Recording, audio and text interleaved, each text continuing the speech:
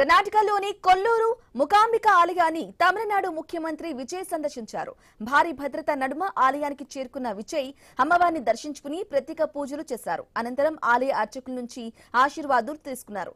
అయితే విజయ్ పర్యటనకు వ్యతిరేకిస్తూ కొన్ని కన్నడ అనుకూల సంఘాలు నిరసనలకు పిలుపునిచ్చాయి.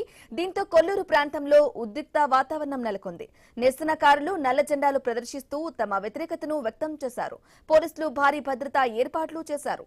ఆలయ పరిసర ప్రాంతాల్లో అదనపు పోలీసు బలగాలను మోహరించి నిరసనకారుల కదలికలపై నిఘా పెట్టారు.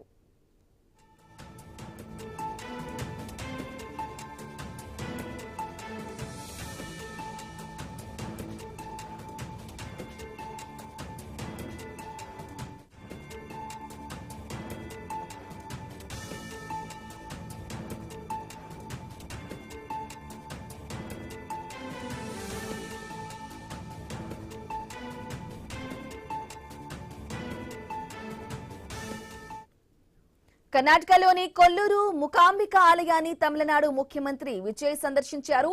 భారీ భద్రతా నడుమ ఆలయానికి చేరుకున్న విజయ్ అమ్మవారిని దర్శించుకుని ప్రత్యేక పూజలు చేశారు. అనంతరం ఆలయ అర్చకుల నుంచి కూడా ఆశీర్వాదాలు తీసుకున్నారు. అయితే విజయ్ పర్యటనకు వ్యతిరేకిస్తూ కొన్ని కన్నడ అనుకూల సంఘాలు నిరసనలకు పిలుపునిచ్చాయి. దీంతో కొల్లూరు ప్రాంతంలో ఉద్రిక్త వాతావరణం నెలకొంది. నిరసనకారులు నల్ల జెండాలు ప్రదర్శిస్తూ తమ వ్యతిరేకతను వ్యక్తం చేశారు. ఇక పోలీసులు భారీ భద్రతా ఏర్పాట్లు చేశారు. ఆలయ పరిసర ప్రాంతాల్లో అదనపు పోలీసు బలగాలను మోహరించి నిరసనకారుల కదలికలపై నిఘా పెట్టారు.